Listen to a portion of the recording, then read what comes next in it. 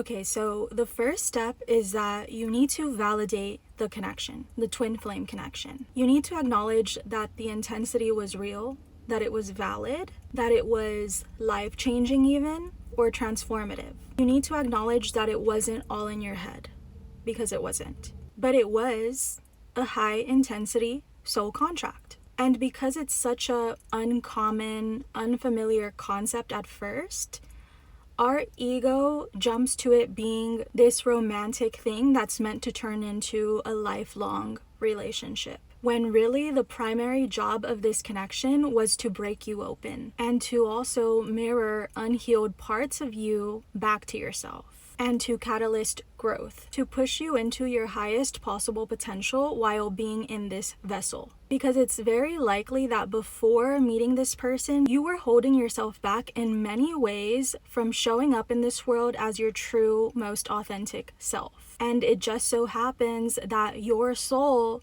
chose this path of awakening, because this is only one form of being able to spiritually awaken, and not everyone chooses this journey, not everyone chooses this path. But you chose it, and so did your twin flame. And you could literally list out all of the qualities that you admire about this person, and those are qualities that you possess.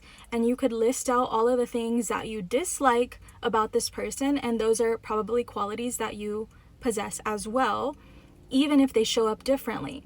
For example, if you and this person share a core wound of a fear of abandonment, then it could be that they fear abandonment so much that they don't even allow connection in their life. So they push people away. And on your end, it could be that you are so scared of abandonment that you cling and you attach to people and you give and give so that they have no reason to want to abandon you. But of course, that's just one example. Now, step 2 is really a part where a lot of people get stuck.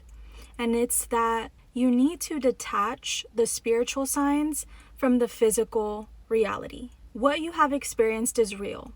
The telepathy, the synchronicities, the strong energetic pulls, all of that is very real. But if there's absolutely no movement towards you in the 3D, especially if years have gone by, it's just spiritual noise. It's just a distraction from what you're truly meant to focus on.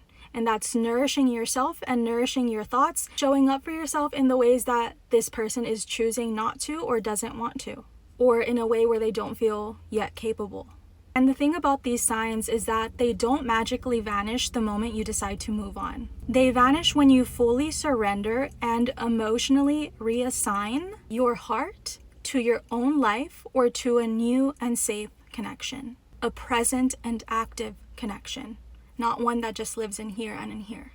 For example, even after I started dating my current partner, the signs of my twin flame kept popping up because there was a part of my heart that was still tethered to him. But it was only when I truly opened my heart, when I surrendered the old twin flame story and allowed myself to receive real present love, that the spiritual background noise quieted down for good. And the sun is going down here, so let me try to speed things up. So again, seeing the signs, that's not your green light to stay stuck in the waiting game, waiting for change from this person, nor are the signs a substitute for a 3D commitment or to say to yourself, this person is devoted to me and is going to choose me. Now, the third step is to address why the signs keep persisting, why they keep appearing. The signs keep showing up because subconsciously your mind, your heart is still holding a door open for them. They will only fade when you make a full heart-centered commitment to a real and present dynamic, or to your own self-sovereignty, to your own life. The fourth step is to audit reality versus the potential. It's important that you separate who this person actually is today from who you hope they will become. Try to look strictly at their current availability, their current actions, and their capacity to choose you. Because it's not someone's potential that builds a stable life. Only consistent real-world presence can do that. Step 5 is to break the prediction loop. And I'm changing the angle here because, like I said, it is getting dark.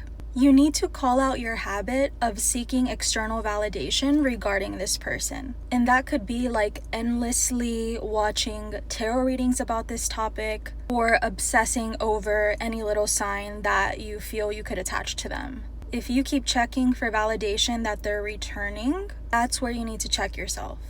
Because really, that's exactly what keeps your field stagnant. Every time you check for updates on someone who isn't choosing you, you leak your personal power. Now, step number 6 is to choose yourself and reclaim sovereignty. It's okay to mourn the loss of the fantasy of what could have been, but be sure that you reclaim your authority while doing so. Meaning, decide today that you're going to stop waiting to be picked. Decide today that you can and you will create your own emotional safety, your own peace, and that dignity will be your top priority. And the 7th, but probably most important, final step is to clear your space for real, available love, internally and externally. The ultimate reward of letting go is that you give God, you give the universe the opportunity to actually bring in someone who's your match. Your match meaning they're going to stay, they're going to know what they want, and that'll be you. Because divine healthy love never leaves you in chronic confusion, or it never breadcrumbs you. Releasing what doesn't serve you is actually what clears the path for a connection that shows up, stays, and chooses you back completely. Okay?